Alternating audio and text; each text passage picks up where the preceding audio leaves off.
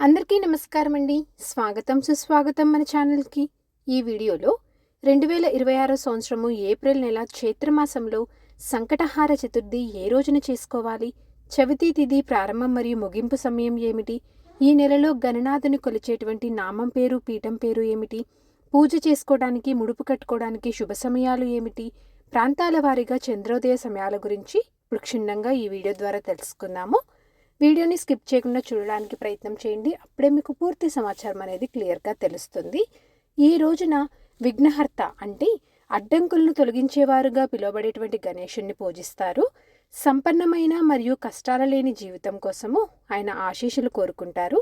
ఇంత విశిష్టమైనటువంటి సంకటహార చతుర్థి 2026 ఏప్రిల్ నెల చైత్రమాసంలో ఎప్పుడు జరుపుకోవాలి అంటే శ్రీ పరాభావనామ సంవత్సరం చైత్రమాసం ఉత్తరాయణం వసంత ఋతువు కృష్ణపక్షం చవితి తిథి ప్రారంభం ఏప్రిల్ 5, 2026 ఆదివారం మధ్యాహ్నం 12 గంటల నుంచి ఏప్రిల్ 6, 2026 సోమవారం మధ్యాహ్నం 2 గంటల 10 నిమిషంల వరకు చవితి తిథి ఉంటుంది. పంచాంగం ప్రకారము 2026 ఏప్రిల్ నెల చైత్రమాసంలో సంకటహార చతుర్థిని నిర్వహించుకోవాల్సిన తేదీ ఏప్రిల్ 5, 2026 ఆదివారం రోజున జరుపుకోవాలి. ఈ రోజు నక్షత్రము విశాఖ. ఏప్రిల్ 6 రాత్రి 12 గంటల 7 నిమిషంల వరకు 2026 ఏప్రిల్ నెల చైత్రమాసంలో ఆ గణనాథుని కొలిచేటువంటి నామం పేరు వికట మహాగణపతి నామంతో కొలవాలి. పీఠం పేరు వినాయక పీఠము.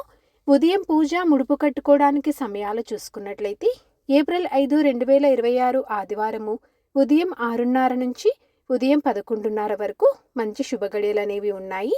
కనుక ఈ సమయం లోపల మీరు ముడుపు కట్టుకోవడము ఉదయం పూజ అనేది చేసుకోవచ్చు. తిరిగి సాయంకాలం పునః పూజ సమయం చూసుకుంటే ఏప్రిల్ 5, 2026 ఆదివారము సాయంత్రం 6 గంటల 40 నిమిషంల నుంచి రాత్రి 7 గంటల 45 నిమిషంల వరకు. చంద్రోదయ సమయం చూసుకున్నట్లయితే రాత్రి 9 గంటల 27 నిమిషంలకు. ప్రాంతాల వారీగా చంద్రోదయ సమయాలు చూసుకున్నట్లయితే హైదరాబాద్ రాత్రి 9 గంటల 23 నిమిషంలకు, విజయవాడ 9 గంటల 22 నిమిషంలకు, విశాఖపట్నం 9 గంటల 5 నిమిషంలకు, కాకినాడ 9 గంటల 10 నిమిషంలకు, రాజమండ్రి 9 గంటల 15 నిమిషంలకు, ఢిల్లీ 9 గంటల 53 నిమిషంలకు, బెంగళూరు 9 గంటల 18 నిమిషంలకు, ముంబై 9 గంటల 29 నిమిషంలకు, చెన్నై 9 గంటల 7 నిమిషంలకు, పూణే 9 గంటల 44 నిమిషంలకు. మీకు ఇంకా ఏమన్నా ప్రాంతాల వారీగా మీకు చంద్రోదయ సమయాలు కావాలి అనుకుంటే కామెంట్ రూపంలో తెలియచేయండి. మీకు తప్పకుండా సమాధానం అనేది ఇస్తాను. ఇప్పటి వరకు చేసుకోలేని వారు ఈ మాసంలో ప్రారంభించవచ్చా అంటే నిరభ్యంతరంగా మీరు ప్రారంభించుకోవచ్చు. ఉదయం వేళ తలస్నానం చేసి చక్కగా గణపతి పూజ అనేది చేసుకోవాలి. ఈ రోజున తప్పకుండా రోజంతా ఉపవాసం అనేది ఉండాలండి. తిరిగి సాయంత్రం పునః పూజ చేసుకొని చంద్రోదయ సమయంలో గణపతికి కుడుములు లేదా మోదకాలను నైవేద్యంగా సమర్పించి చంద్రునికి ఆర్ఘ్యం సమర్పించిన తర్వాతే మీరు ఉపవాసం అనేది విరమించాలి. తప్పకుండా గుర్తుపెట్టుకోండి.